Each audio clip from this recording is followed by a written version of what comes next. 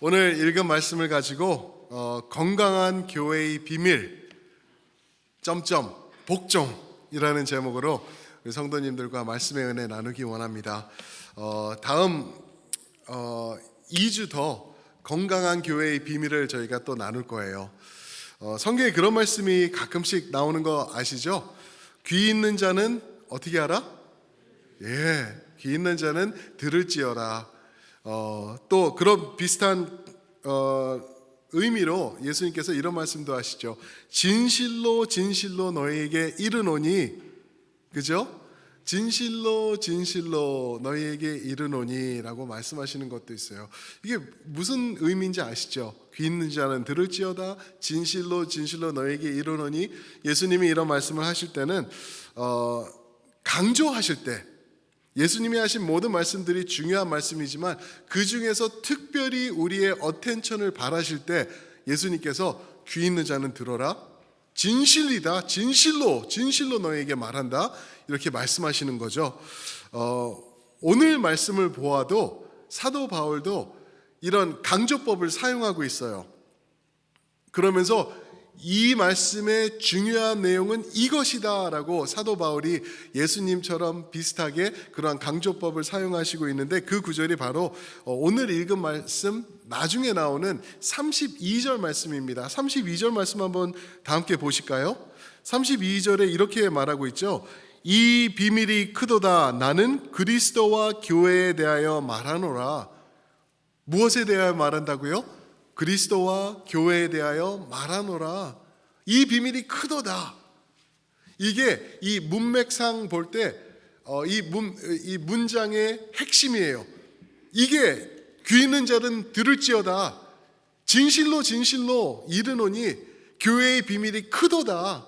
그리스도와 교회에 대한 말을 하고 있는 것이다 라고 말하는 내용입니다.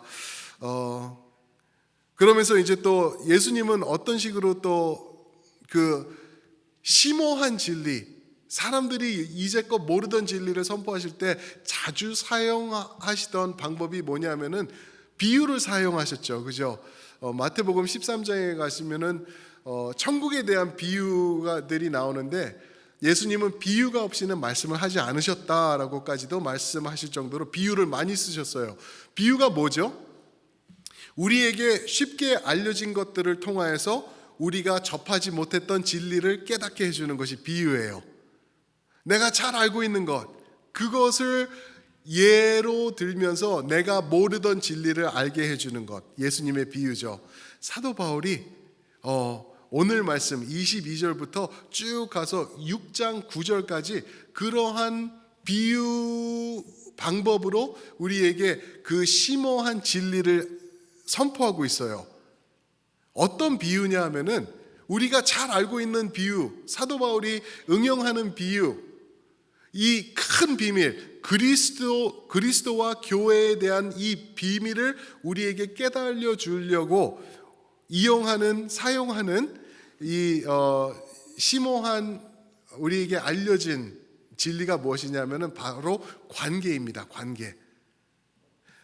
아내와 남편의 관계, 남편과 아내의 관계, 자녀와 부모의 관계, 종들과 상전들의 관계, 이것을 사용하면서 이 큰 비밀이다, 이것을 너에게 전한다라고 말씀하고 있는 것입니다. 그렇다고 하면은 그러면은 오늘 말씀처럼 아내여 남편에게 복종하라, 이러한 말이니까 이거는 교회에 대한 얘기니까 아내들에 대한 얘기가 아닌가요?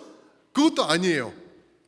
가장 중심적이고 핵심적인 진리는 그리스도와 교회에 대한 비밀을 선포해 주는 것이지만, 부수적으로 그만큼 중요한 것, 그리고 또 우리가 교회와 그리스도의 관계를 이해할 때 실질적으로 그리고 실제적으로 우리가 적용하면서 이해할 수 있는 관계가 바로 이 부부 간의 관계, 이것을 통해서 우리가 더 깊이 알아갈 수 있다라는 것이죠. 이렇게 말씀드리면 어떤 분들은 이런 생각하실 거예요. 오늘 말씀은, 오늘 읽은 22절부터 24절은 아내들이여 라고 말하니까 나는 남자니까, 나는 남편이니까, 또는 나는 싱글이니까 나는 들을 필요 없네, 여기까지 골프 치러 갑시다, 그러면서 이거는 나에게 적용되지 않는 말씀이다라고 오해하시는 분들이 있을 것 같아요. 전혀 그렇지 않아요. 왜 그러냐면은 이 말씀들이 우리 모두에게, 왜냐하면은 이 말씀의 핵심이 지금 교회에게, 여러분들과 제가 교회에 맞잖아요. 저에게 하시는 말씀인데, 요한계시록 19장에 보면은 어린 양의 혼인 잔치가 나오죠, 그죠? 어린 양의 혼인 잔치, 예수님의 혼인 잔치인데 예수님의 신부가 누구라 그러죠? 바로 교회예요, 교회. 우리거든요. 그러니까 우리가 예수님의 아내가 된 거예요. 아내들로서 우리가 이 말씀을 우리 삶에 적용해야 되는 것입니다. 여자분들, 그리고 또 여자분들 중에서 싱글들은 제외되고 결혼하신 분들만 적용되는 그러한 국한된 말씀이 아니라 예수 그리스도를 믿는 모든 성도들에게 적용되는 말씀이라는 거죠.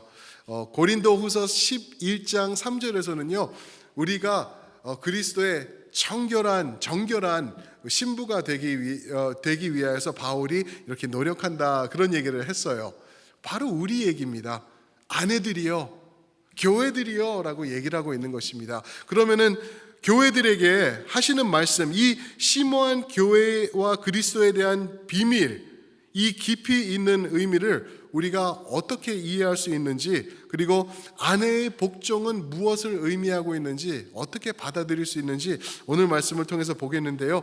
이 한국말로 제가 이 아웃라인들을 잡았는데 한국말이 조금 힘들어요. 조금 이해가 안 되더라고요. 우리 전도사님들도 이거 보면서 목사님 이거 조금 말이 안 되는 것 같습니다.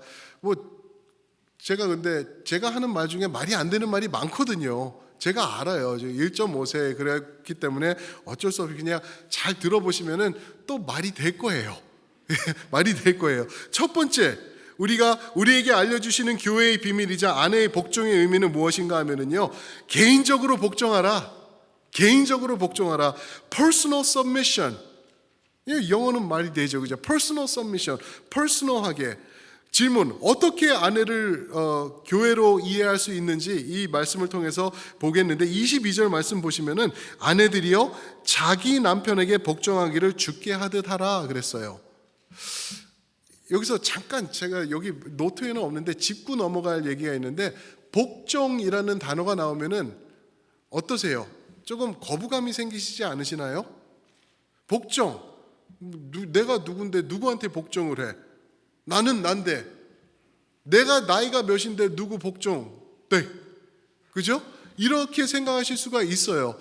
근데 이 복종이라는 의미가 조금 있으면 저희가 살펴볼 텐데, 이 컨텍스트 안에서 우리가 잘 이해하면 되는데, 하나님께서 만드신 질서라는 것도 제가 조금 이따 말씀을 드릴게요. 아내들이요, 남의 남편에게 복종하라가 아니에요. 자기 남편에게 복종하라. 자기 남편에게. 조금 더 이거를 적용을 해서 이 컨텍스트로, 이 심오한 교회에 대한 비밀로 말씀드리다고 하면은, 우리는 세상에 복종하는 사람들이 아니라 오직 예수 그리스도께, 우리의 신랑 되신 주님께 복종하는 그러한 삶을 살아야 된다고 말씀해주고 계시는 것입니다. 이렇게 한번 보시면은 이게 진짜 교회에 대한 이야기구나 하는 내용들이 많이 나와 있는데요. 사도 바울이 왜 아내들이요, 남편들이요, 자녀들이요 하면서 이거를 짚어나가면서 얘기를 했을까요? 왜냐하면 당시에는요, 아내들의 역할이 누가 보아도 복종하는 역할인 것을 다 알고 있었어요. 굳이 바울이 복종하세요라고 말하는 게 필요 없는 얘기예요.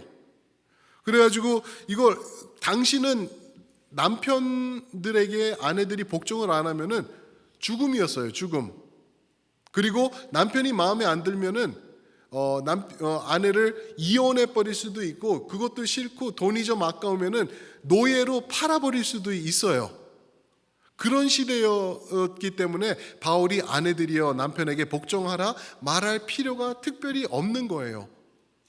그런데 바울이 얘기를 하고 있거든요. 유대 사람들은, 이스라엘 사람들은 어땠는지 제가 예전에도 말씀드린 것 같은데, 유대 남자들은 매일 아침에 일어나가지고 성전을 향해서 기도하면서 꼭 그 기도 내용에 들어가는 게, 내가 이 세 가지가 아님에 정말 감사합니다라는 게 뭐냐면은, 하나님, 내가 이방인이 아니어서 감사합니다. Thank God I'm not Korean. 그죠? 내가 이방인이 아니어서 감사합니다. 그리고 하나님, 내가 또 노예가 아니어서 감사합니다. 그리고 세 번째가 하나님, 내가 여자가 아니어서 감사합니다. 이 기도를 했었다니까요. 이런 시대에 바울이 복종하라라고 말하는 거는 그때 그렇게까지 말할 필요가 없는 거예요. 이런 여자들의 열약했던 환경의 시대가 바뀌는 게 바로 예수 그리스도의 오심을 통해서 다 바뀌게 된 거예요. 웨스턴 컬처리 그렇게 바뀌었다는 거를, 이거는 무신론자들도 증명할 수 있고 역사가 증명하는 내용이라는 거를 우리가 볼 수가 있는 것이죠. 32절, 교회의 큰 비밀이 선포되기 위하여서 이 이야기를 사도 바울은 전하고 있는 것입니다. 이거를, 이 큰 비밀을 이해하기 위해서는요, 우리가 창세기를 잠깐 연결을 해야 돼요. 창세기 말씀 보시면은 이제 하나님께서 천지 창조를 하시죠, 그렇죠? 그러면서 한 6차례 정도인가 모든 것을 보시기에 어떠하셨다 말씀하시죠? 좋았더라. 맨 마지막에는 심히 좋았더라 말씀하세요. 모든 것을 다 만들고 모든 것들이 자리에 쫙 잡히니까 보시기에 심히 좋았더라 말씀하세요. 그런데 처음으로 창세기에서 하나님께서 보시기에 좋지 않더라라고 말씀하신 내용이 나와요. 무엇을 보시면서 좋지 않았다고 말씀하신지 아시나요? 그렇죠. 아담이 혼자 있는 것.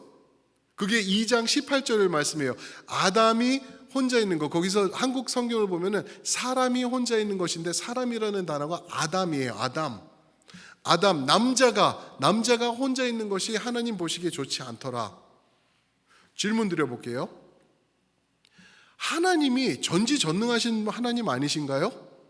다 아시는데 이게 남자가 혼자 있는 게 좋지 않을 거를 아셨으면은 창조할 때 그냥 처음부터 어떻게 해요? 남자, 여자 2명으로 만드셨으면은 문제 없는 거 아닌가요? 그런 질문 혹시 생각해 보셨나요? 처음부터 동물들은 다 쌍으로 만드셨어요. 그렇지 않나요? 그런데 왜 남자는 혼자 만드시고 하나님께서 뭐를 미스하셨나? 왜 힘들게 나중에 만드셔가지고 갈빗대를 쓰시면서 만드셔가지고 이렇게 헛고생을 하시나? 좋지 않다라고까지 말씀하시면서 왜 그러셨을까? 그런 질문이 드는 거예요. 남자의 갈빗대를 취하셔서 아담의 갈빗대를 통해서 아내를 만드셨어요. 그렇죠? 그러는데 그 하나님께서 어떻게 하셨죠? 부분마취 하면서 여기를 살짝 이렇게 엔도스코피라 그러나 이렇게 해가지고 떡 해가지고 하셨나요? 아니요. 아담이 어떻게 됐냐고 말하냐 하면은 21절에 보니까 그가 잠들었다 그래요. 잠들었다. 재웠어요. 그러면 그가 뭐 전신마취해서 잔 건가? 부분마취가 아니면 전신마취, 그거 아니에요. 성경에서 잠들었다는 거는 무엇을 의미하는지 아시죠? 무엇이죠? 죽음이에요. 맞아요. 죽음이에요. 아담이 죽은 거예요. 죽었을 때 옆을 째시고 거기서 물과 피가 흘러나오는데 이 뼈를 끄집어내셔서 그리고 다시 닫으시고 만드신 게 하와예요. 아담의 아내가 그렇게 창조된 거예요.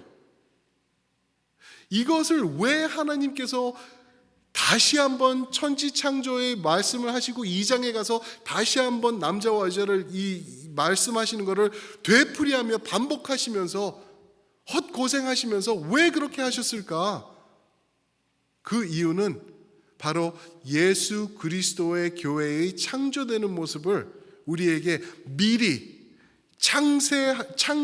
창조하시는 모습을 통해서 우리에게 알려주신 거예요. 예수님께서 나중에 십자가에서 죽으시죠. 그런데 요한복음 19장에 보면은요, 어떻게 됐냐면은 이제 6월절이 가기 전에 이 사람들 다 죽어야 되는 거예요. 3명이 십자가에 매달려 있는데, 그러니까 어떻게 하냐면은 다리뼈를 부러뜨립니다. 창으로 갔다가 다리뼈를 부러뜨려요. 그러면은 이걸 지탱할 수 없어서 이렇게 무너지는 거예요. 다리로 쭉 밀면서 숨을 쉬고 그러는데 다리가 부러지니까 지탱할 수 없어서 그때부터 숨을 못 들여 마셔서 이제 suffocation, 숨 막혀서 죽게 되는 거예요. 근데 예수님을 다리를 부러뜨리려고 와서 보니까 부러뜨릴 필요가 없었어요.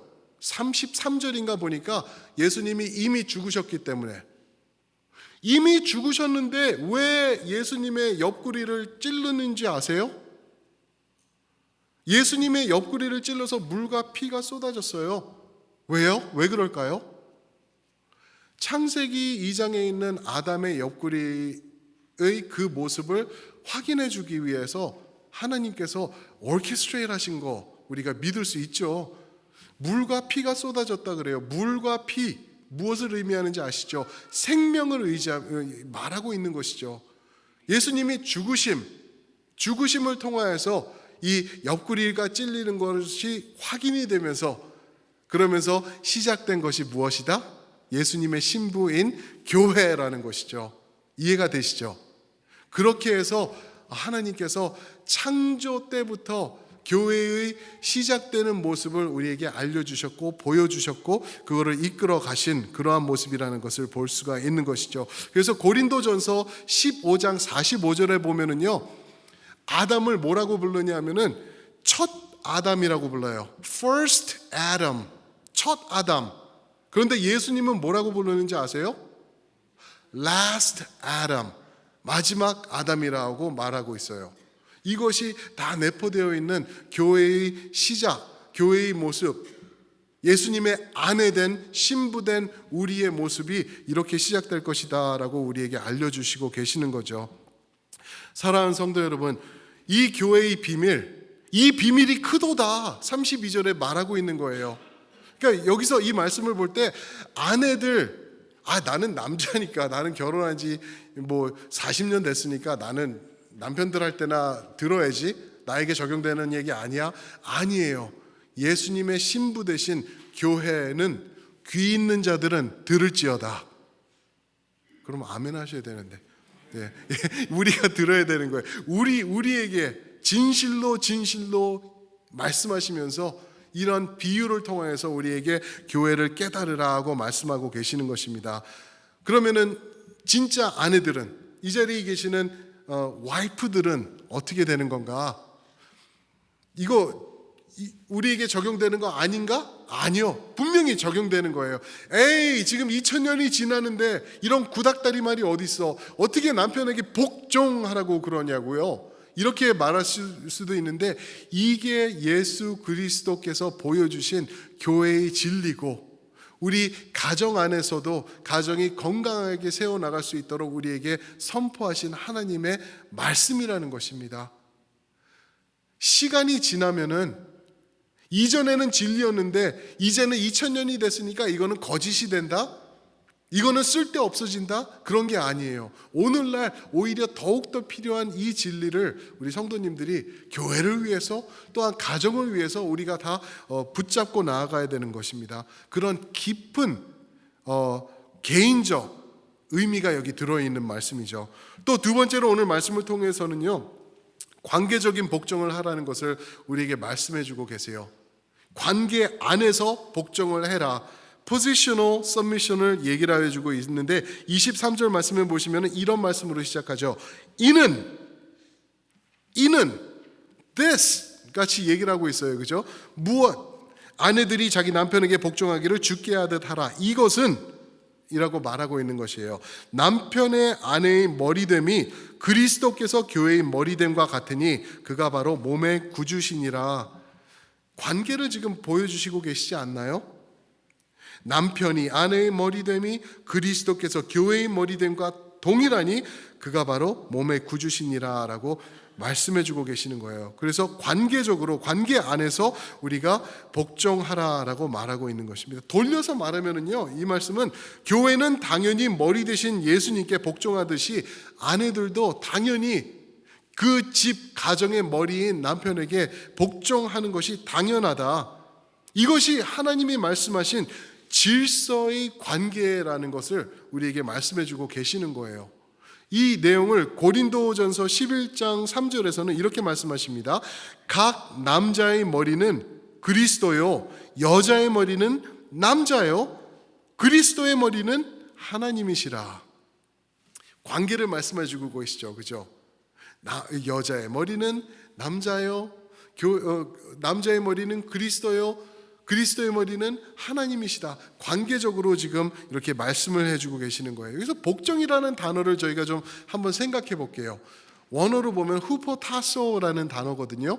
두 단어가 만들어진 거예요. 후포 여러 가지 의미가 있는데 under, 밑에 언더라는 의미가 후포에 들어있고, 타소라는 단어는 order, arrange, 질서, 배열, 정돈, 이런 의미예요. 그러니까 이것이 하나님께서 만들어 놓으신 후포타소, 밑에서 있는 질서 방법이다라고 말씀해 주고 계시는 것입니다. 왜 우리가 복종을 해야 되나? 왜 복종을 해야 되나? 우리가 복종해야 될 이유가 무엇인가? 그것이 교회가 되던 아니면 그것이 가정이 되던 우리가 복종해야 되는 이유가 무엇인가? 그것은 안전과 평화를 위하여서, 저는 그런 얘기들 가끔씩 들어요. 남편들이 아내들한테 맞는다고. 그거 웃을 일 아니죠, 그죠? 혹시 맞으시는 남편들, 그쵸? 예, 계실 수 있어요. 예전에는 그냥 무식한 남편들이 아내만 때렸는데, 이제는 아주 센 와이프들이 남편들을 잡는 그런 것들도 있는 것 같아요.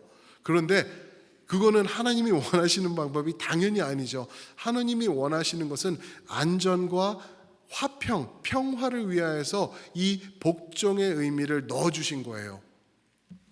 고린도전서 14장 33절에 이런 말씀이 있어요. 들어보세요. 하나님은 무질서의 하나님이 아니시요 오직 화평의 하나님이시라. 하나님은 질서 없는 하나님이 아니시라는 거예요. 하나님은 후포타소를 만드셔가지고 우리가 아래에서 이 질서를 세우면서 나갈 수 있도록 만들어 놓으신 그러한 화평의 하나님이시라고 말씀해주고 계시는 거예요. 요즘 세상이 그렇지 않나요? 이 하나님의 만들어 놓은 질서가 어느 순간부터 깨지기 시작했어요. 특히 미국에서. 그리고 미국을 바짝 따라하는 한국도 똑같은 것 같아요. 미국에서는요, 남편들을 볼 때, husband and wife를 볼 때 남편들은 대충 보면은 바보들 같이 이렇게 그려버려요. 그게 텔레비에서 시컴을 봐도 그렇고 텔레비 프로그램을 봐도 그래요. 남편은 맨날 소파에 이렇게 앉아서 리모컨 갖고 이러고 있는 사람, 그죠? 그리고 맥주 마시고 치우지 않고 지저분하게 이렇게 흘리고, 이게 남편들의 모습이라는 거죠. 근데 여자들은 어떻게 되죠? 아주 냉철해요. 똑똑해요. 남편을 보면은 그냥 그렇죠? 이해가 안 되는 저런 바보 같은 인간을 내가 먹여 살리고 막 이런 식으로 나가는, 이게 요즘 세상 미국에서 그려주는 부부상이라는 거죠. 한국도 그렇게 그게 많이 없어요. 거의 비슷하다고 보면은 틀림없다는 거죠. 이런 가운데 가정에 평화가 있을 수 있을까요? 하나님이 만들어 놓으신 질서 정연이 이게 다 깨져버렸는데 절대 그럴 수 없다는 거죠. 이제는 그거의 선을 넘어서 어디까지 가죠? 남자인데 나 여자 하고 싶어. 내가 여자 하면서 내가 대장할 거야. 그죠? 여자인데 나는 남자처럼 살고 싶어. 머리 짧게 자르고 몸도 바꾸고, 그렇죠? 그러면서 이제 그런 막 바꾸는 모습으로 가고 있는데 여기는 화평이 있을 수 없다라는 것을 성경이 우리에게 정확히 얘기해 주고 있는 것이죠. 에이, 그래도 목사님, 그래도 요즘 같은 세상에 복종하라는 말 함부로 못해요. 어떻게 보면 그래요. 그러나 우리는 교회이기 때문에 하나님의 말씀에 선포하고 있는 것은 있는 그대로 받고 우리가 아멘으로 받으시는 것이 우리가 지혜 있는 삶이라는 걸 믿으시길 축복합니다. 근데 이제 그래도 복종은 목사님 좀 그렇습니다 하는 분들을 위해서 21절을 한번 읽어보실까요? 오늘 21절입니다. 22절 아내들이여 말하기 전에 21절에서 뭐라 그러죠? 피차 어떻게 하라? 피차 복종하라. 피차, 피자가 아니라 피차, 그죠? 서로 one another, mutually 그리스도를 경외함으로 피차 복종하라. 나는 남편이니까 내 아내가 나한테 복종하면 돼. 아내, 오늘 말씀 들었지? 복종해. 우리 남편이 유일하게 외우는 말씀 22절, 그죠? 복종해. 아니라는 거예요. 피차 복종하라는 거예요. 어떻게? 예수님이 하신 것처럼. 예수님은 교회를 위해서 어떻게까지 가셨는지 아시죠? 무릎 꿇으시고 수건을 두르시고 자기를 따르던 제자들의 발을 씻기시는 복종하는 모습으로 섬겨주셨어요. 그것보다 그날 밤에 더 나가신 것은 섬기시기 위해서, 사랑하는 교회를 위해서 십자가를 지시면서까지 자기 자신을 내려놓고 나가신 예수님, 우리 구원을 위해서 그렇게까지 복종하신 예수님이 우리의 모델이 되신다는 거예요. 피차 복종하시는 여러분들 되시면서 하나님의 화평뿐만 아니라 하나님이 준비하신 가족에 대한 계획과 축복, 이 모든 것들 누리시는 여러분들 되시길 축원합니다. 아멘.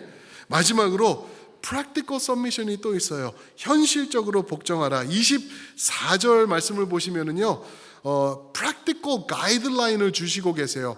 어떻게 우리가 복종할지. 근데 24절을 잘 이해하셔야 돼요. 한번 제가 읽어드리겠습니다. 그러므로 이제 결론을 짓는 거죠. 그러므로 교회가 그리스도에게 하듯 아내들도 범사에 자기 남편에게 복종할지니라. 여기서 약간 삐딱한 남편들은 이 말씀을 보시면은 범사에 남편에게 복종할지니라. 할렐루야. 이렇게 읽으시는 분들이 계세요. 범사에, in everything, 모든 일에 남편에게 복종할지니라. 요것만 읽으시면 안 돼요. 그 전에 퀄리파이어를 넣고 계세요. 그게 뭐냐면은 교회가 그리스도에게 하듯, 교회가 그리스도에게 하듯 아내들도 하라. 교회는 그리스도에게 어떻게 복종하고 있는지 아시죠? 다시 거슬러서 23절 그 전 구절로 가면은 교회는 그리스도는 교회의 머리가 되시기 때문에 구주시로다 그랬어요. 그래서 교회는 예수님 안에 붙잡혀 있고 연결돼 있을 때 교회는 생명을 유지할 수 있는 것이에요. 생명의 방법이라니까요. 우리가 살기 위해서는요, 우리가 이 구원을 지속해서 누리기 위해서는 예수와 하나 돼 있어야 되고 예수와 연합돼 있어야 된다라는 것을 말씀해 주고 있는 거예요. 나 근데 싫어. 예수님이 말씀하시는 거 이거 너무 힘든 것들이 있어. 어떻게 원수를 사랑하고 당신이 하시면 됐지 내가 어떻게 원수까지 사랑하나? 그러면서 만약에 거기에 순종을 못 하신다고 하면은요, 그거는 죽음이에요. 죽음. 머리와 몸이 따로 되면은 그거는 분리되면은 죽음밖에 남은 게 없어요. 그런데 가끔씩 몸이 연약하신 분들을 보면은 머리와 몸이 연결되어 있는데 몸이 말을 안 듣는 분들이 계시잖아요. 그거를 dysfunctional하다고 말하고 있죠. 장애, disability라고도 얘기를 하죠. 그런 어려움이 있는 그러한 모습으로 나갈 수 없다라는 거죠. 저에게 말씀하시는 게 그렇듯 예수님 안에서 우리가 예수님에게 복종하는 것 말하고 있어요. 에베소서를 보시면은요, 예수님의 머리 되심이 1장부터 나오고 있어요. 1장 22절에 보면은 만유의 구주가 되신 예수님께서 교회의 머리시니라 라고 1장 22절에 말씀하세요. 4장 15절과 16절 가시면은 예수님이 우리의 머리가 되신다 또 말씀하시는데 14장 15절과 16절 보시면은 두 번에 거쳐서 반복하시는 게 있는데 그게 뭐냐면은 사랑 안에서, 사랑 안에서. 그러니까 이 파운데이션이 되는 것, 우리가 예수님께 복종하는 것, 교회가 예수님께 복종하는 것, 아내들이 남편에게 복종하는 것, 사랑 안에서. 남편이 아내를 위해서 아무것도 안 해주고 맨날 위협하고 말 안 듣고 힘들게만 하고 그러고 있는데 거기에 사랑이 있을까요? 사랑의 바탕이 만들어졌을까요? 아니라는 거죠. 그 복종을 어떻게 하라는 거예요? 남편이 돈이 없으니까 내일은 우리가 이 앞에 있는 은행을 털 거야. 그러니까 잘 준비하고 그 문 잘 빠져나갈 수 있도록 연습 이런 거 해보고 그렇게 해. 알겠습니다. 복종합니다. 복면은 제가 만들게요. 그러는 거 아니라는 거죠. 예수님처럼 교회를 위하여서 사랑 안에서 자기를 sacrifice, 헌신하시면서 먼저 복종하신 예수님의 모습을 닮아서 우리가 복종하는 것, 그것을 말씀해 주고 계시는 것입니다. 사랑하는 성도 여러분, 하실 수 있죠. 하셔야 되겠죠. 그죠? 하나님이 원하시는 것이 이거예요. 집안에서의 질서, 복종이 있어야 되는데 아내들이 남편에게 복종하는 것. 그런데 그 전에 가서 보니까 21절에서 피차 복종하는 것. 이것으로 교회의 집안에서 화평과 자유와 안전함이 주어질 것. 교회에서, 특히 교회에서 말씀하시는 것. 교회는 예수님의 머리 되심 안에서 그분과 연결되어서 그분의 말씀 안에 우리가 복종하며 나가는 것을 말하고 있는 것입니다. 사랑하는 성도 여러분, 우리 한번 그 자리에서 일어나시면서 주님, 제가 하겠습니다 라고 고백하시면서 우리 나가면 좋겠는데요. 갈라디아서에서 이런 말씀이 있어요. 갈라디아서 3장 28절에서 남자나 여자나 모두가 그리스도 예수 안에서 하나니라 그랬어요. 남자나 여자나 다 그리스도 예수 안에서 하나이니라. 엄청나게 radical 한 말이에요. 오늘은 이거 그렇지 equal 이렇게 얘기할 수 있는데 당시 여자와 남자가 하나? 말도 안 되는 소리였거든요. 그러나 예수 안에서 이것이 가능해졌다라고 우리에게 말씀해주고 계시는 것입니다. 사랑하는 성도 여러분, 이제 피차 복종함으로 교회도 가정도 이 주님의 머리 되심 안에서 우리가 누리면서 나가실 때 우리 이 찬양을 고백하시면서 하나님께서 말씀하셨기 때문에 내가 받습니다라는 것을 고백하시면서 나가시면 좋겠습니다. 주님 말씀하시면은 내가